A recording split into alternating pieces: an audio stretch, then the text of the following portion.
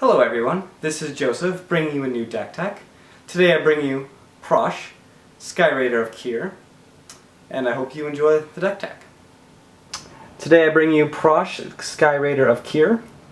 He's just a fun 5/5 flying dragon that whenever you cast, he comes in with X01 Cobalt creatures equal to the amount of mana that you spent to cast him.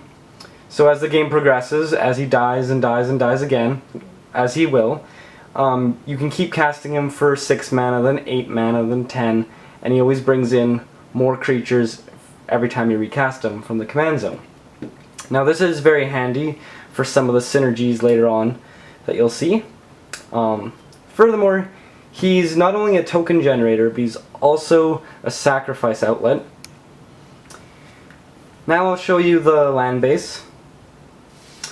I have 10 basic lands, 4 forests, 4 swamps, and 2 mountain. It's pretty self-explanatory. 2 of my, just for fun, lands I use are Shaka the Blood-Soaked Keep and Shinzo Death's Storehouse. My apologies if I mispronounce some of these names. Some of them are a little difficult to pronounce. So the reason I have these 2 is mostly to make Prossh or other legendary creatures just be a little bit more evasive and give them a little bit more protection with things like First Strike. One of my friends runs another Prossh deck, and it's handy to be able to give my Prossh First Strike so that I always kill his Prossh if they were to ever collide. I have Mosswort Bridge. Just a great card to cheat some big creatures or spells into play. It's very easy to reach 10 power, especially when Prossh comes in with 6 creatures and he can sacrifice all 6 of them to get over 11 power, and therefore you can already cast whatever you've exiled with Mosswort Bridge. I run Kher Keep, a token generator, and Keldon Necropolis is another sacrifice outlet.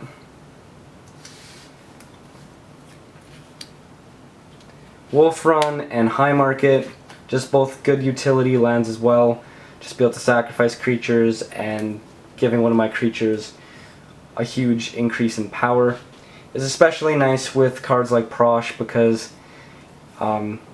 you can basically double his power quite easily with Wolfrun. And then I have Temple of False God. It's just a great extra mana source. These are my 2 filter lands, Mossfire Valley and Graven Cairns.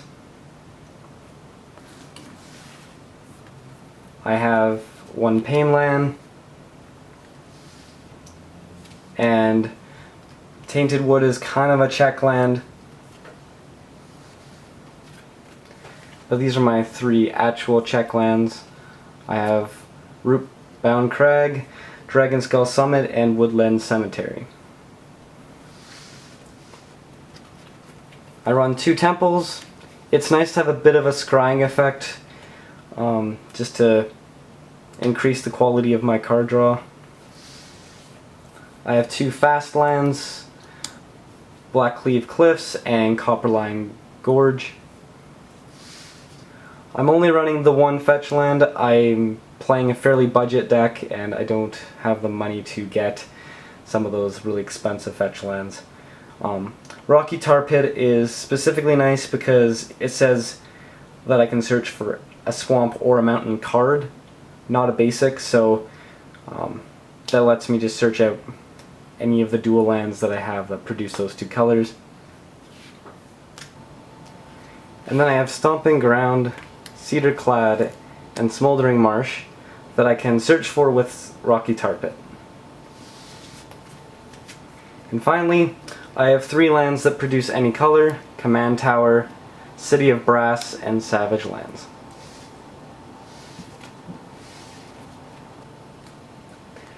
So I decided to organize the cards by casting cost. First we have Soul Ring, Skull Clamp for card draw, Mary's Guile lets you look at the top 3 cards of your library and rearrange them. It's very useful, especially with green, as green definitely doesn't have the best card draw. And Essence Warden. This is really good for gaining life, because Prossh comes in with 6 0/1 Kobolds and Prossh himself, so even just summoning your commander gives you 7 life. And also note that Essence Warden gives you a life if any creature enters the battlefield, even if it's your opponent's. So now we'll go to the 2 casting cost cards. We have Impact Tremors, Goblin Bombardment, Blood Artist, and Cutthroat. All 4 of these really synergize well with Prossh when either creatures enter the battlefield or when they die, or however you want to combo off with Prossh, but they all can do damage to your opponents, and Blood Artist and Cutthroat let you gain life back. They're all very pivotal cards to burning your opponent without actually attacking. Next we have Sakura Tribe Elder. He's there just to search out a basic land for mana acceleration. And we have Terminate, just a solid removal spell. Next we're on to our 3 casting cost cards. We have Goblin Sharpshooter. He combos nicely with Prossh and any token generator. You can just kill a creature with a sacrifice outlet, untap him, do a 1 damage to your opponent, and repeat, and keep doing that for as many creatures you want to kill off as you need to. Reckless Spike is a removal spell. It's one of my favorites just because you can target 2 creatures. Often in Commander there's numerous threats on the field, and something like Terminate doesn't quite get the job done.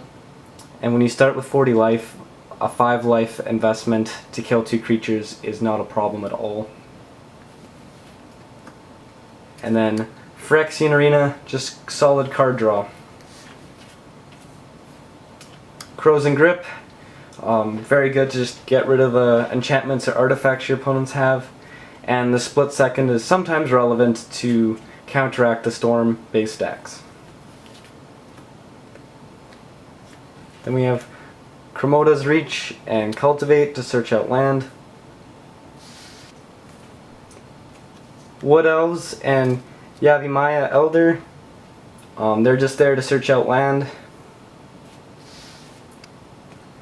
Then we have Eternal Witness.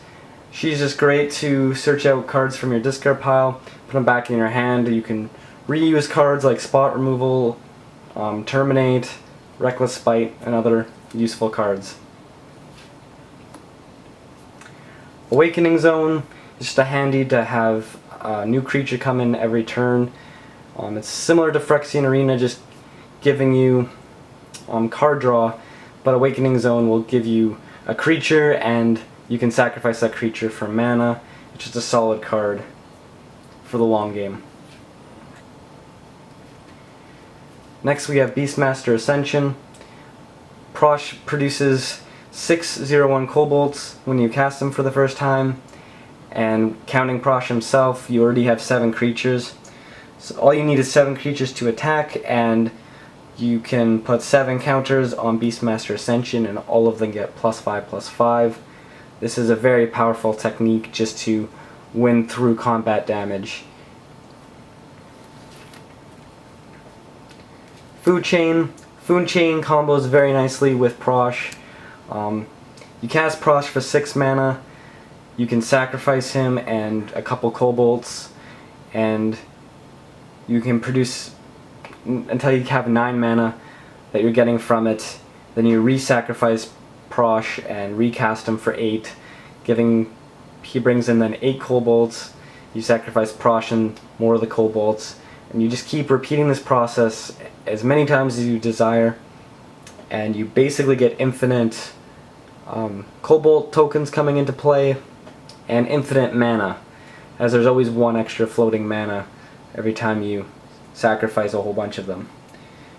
So it's just a very nice combo, and it's very befitting because Prossh is a dragon and he's the top of the food chain.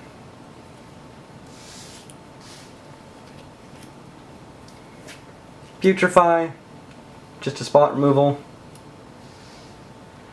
Catacomb Sifter, when he enters the battlefield you get a 1/1 colorless Eldrazi creature token onto the field, and you can sacrifice it for mana.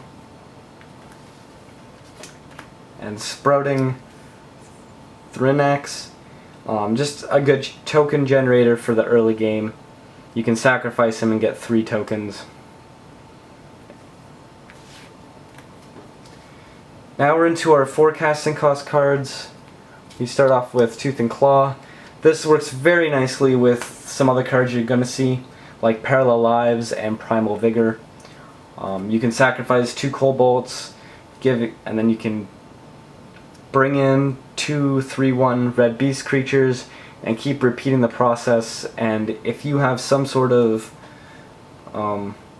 creature like Blood Artist on the field, or Essence Warden or whatever, all of a sudden all your creatures that are coming into play are giving you life, and the creatures that enter your graveyard are doing damage to your opponent, and it becomes an infinite damage burn kind of technique with Tooth and Claw if it's paired with Primal Vigor or Parallel Lives. Anger is in here specifically to use Jared's Order and put them into the discard pile so that you can basically give all your creatures haste. Org Battle Driver, again, just gives haste to everything, and it's just nice for all your kobolds to come into play with +2, +0, just to do an all-out assault, or any of your bigger creatures. Just very useful. Now, Purphoros is the bread and butter to the deck. Whenever a creature enters the battlefield under your control, it does 2 damage to each opponent. Very good with Prossh. Prossh comes in, produces lots of tokens, as you've heard, and this will just make it all into straight burn damage to your opponent. Just imagine you have Parallel Lives on the field, you summon Prossh, you get 12 0/1 kobolds, which then does, and counting Prossh, that's 13 creatures in 1 turn, and you do 26 damage to both opponents. And then if you have an haste enabler, you can just attack with all of them and potentially just win out of nowhere. It's a very powerful card. Diabolic Tutor, just a tutor card. Disciple of Bolas, just good card draw and life gain. Grave Pact. This is a very useful card to wipe your opponent's board. With so many sacrifice outlets in the deck, you can actually just sacrifice your token creatures and wipe your opponent's board, and then swing in with your bigger and stronger creatures. Ranger's Path and Sky Shroud Claim. They're there just to search out land, put them onto the battlefield.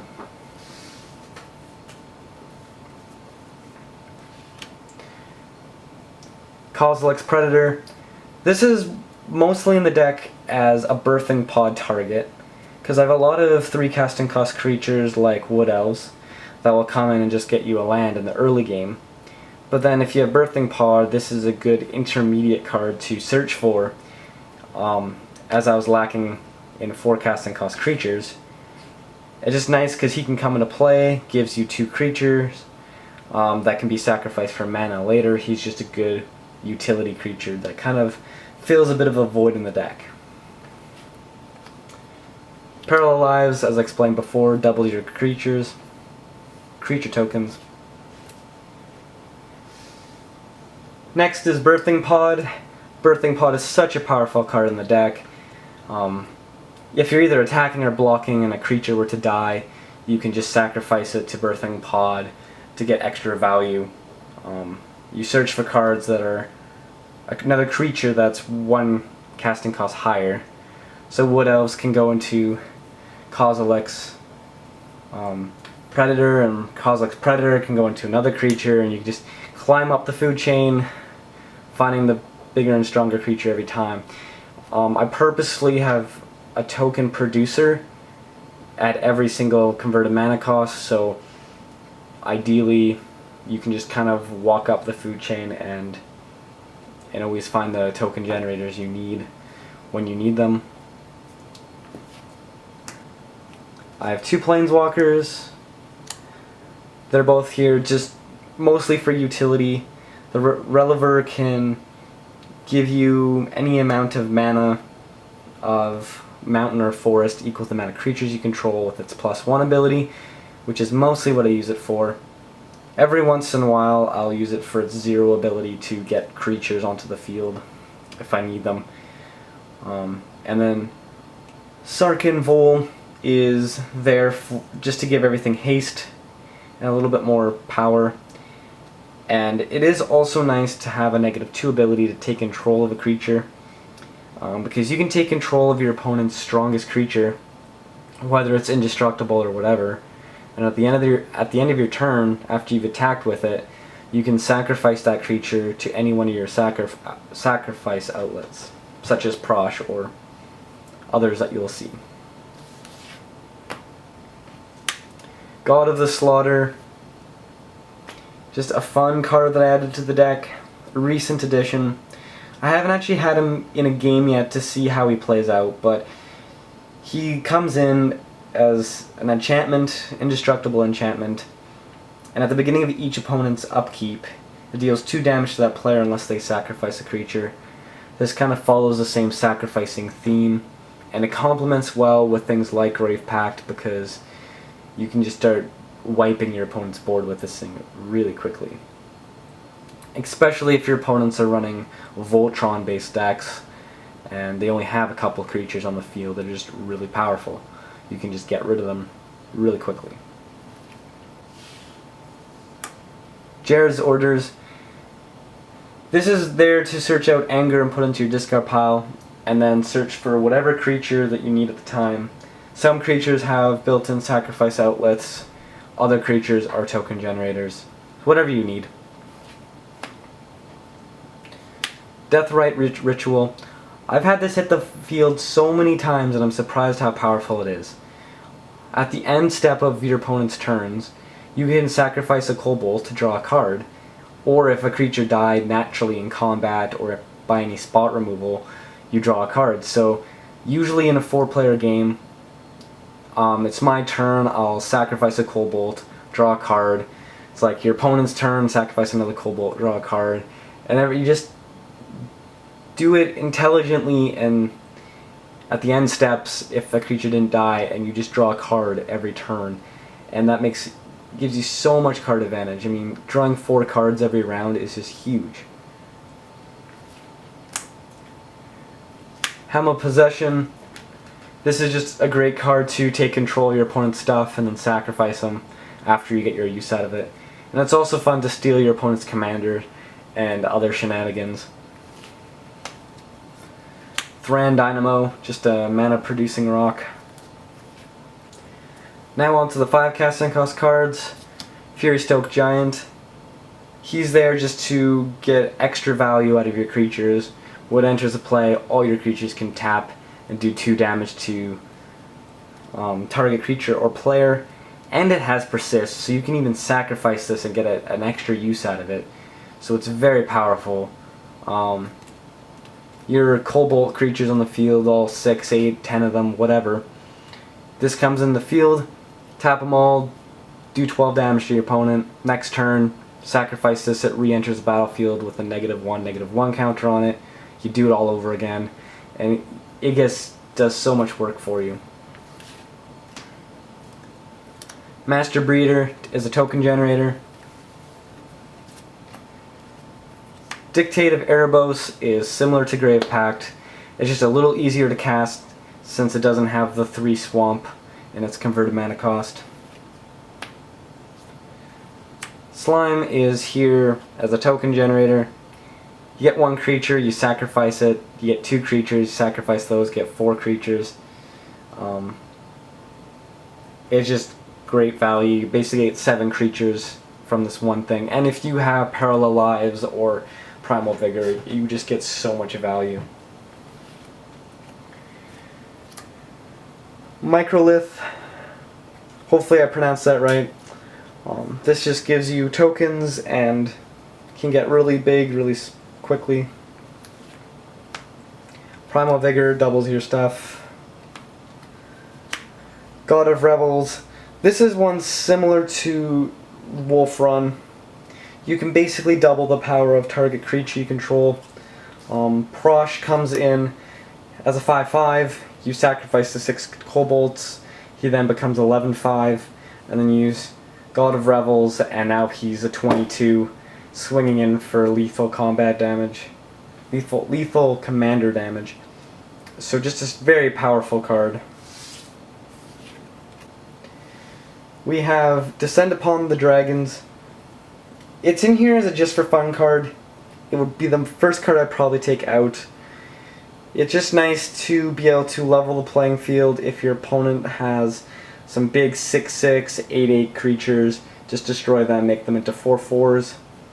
Or all your kobolds, all 0/1 creatures, you can make them all into these 4/4 dragons and just swing in for a lot of damage. This has a lot of versatility with the deck and a lot of cool synergies. But by itself, it doesn't win you the game. It's just there for fun. Grave Titan, creature generator, and it has Death Touch. Just has good value. And it's here for Birthing Pod because I don't have too many 6 casting cost creatures and I have a lot of 7 casting cost stuff, so and Prossh is usually in the command zone. So this is just one target for Birthing Pod. My other target for Birthing Pod is Broadmate Dragon. It comes in and gives you a 4/4 token with itself, and it just is good value. Now on to the 7 casting cost cards. Molten Primordial. He's there to take control of your opponent's creatures and then use them against your opponent and sacrifice them. It's kind of a pseudo spot removal. Can get by indestructible stuff if you play your cards right. Butcher Malakar, just another way of making your opponent sacrifice their stuff. Hornet Queen and Avenger of Zendikar, there for tokens. Finally, Tooth and Nail. Tooth and Nail is just my game-ending card. I know a lot of people in casual formats kind of don't want to play against it. And this is kind of a semi-casual, semi-competitive, it's like in between. It's just a solid card. Atarka World Render. This is the card, one of them, that I was talking about when I was thinking about the combo with Descent of the Dragons. Just imagine you make all your dragons, all your kobolds into 4/4 dragons. And with all your 4/4 dragons all getting double strike, all of a sudden you have this lethal combo against your opponent. The other thing that Atarka is here for is he combos well with Prossh. Prossh comes in with 6 kobolds, you sacrifice all 6 kobolds to make him into 11/5, then he gets double strike, then he's doing 22 commander damage, and there's game. Violent Ultimatum. This is kind of my big board wipe kind of card. Just great spot removal. Tyrant of Judd. This is my alternative commander. Every once in a while I get bored of Prossh and you want to try something different. Judd is the one that does it well. He also has flying and haste, so he just comes in and can just do damage to your opponent. And likewise with Descent of the Dragons, if you're making all your opponent's creatures into dragons and then you throw Tyrant of Judd on the field, you've just taken control of your entire opponent's board. It's basically an insurrection by that point. Very fun card.